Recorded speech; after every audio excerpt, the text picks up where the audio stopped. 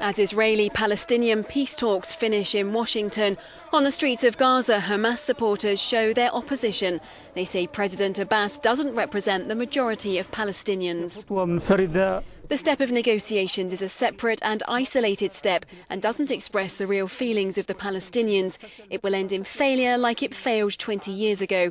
Unfortunately, the only beneficiary is the occupation, which will cover its crimes with these negotiations.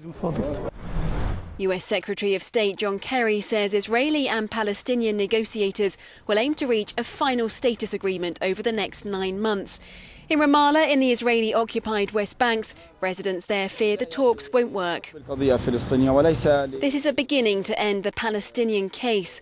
These negotiations are not to end occupation or settlements in the West Bank, especially when we know that the conditions are for the sake of the Israeli side, which is supported by the USA. Elsewhere, in the Israeli settlement of Efrat in the West Bank, many residents there believe the talks are pointless.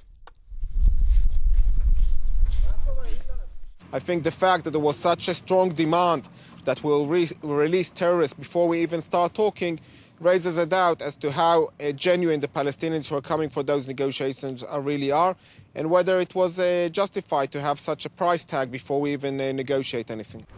The two sides will meet again in the next 2 weeks, either in Israel or the Palestinian territories.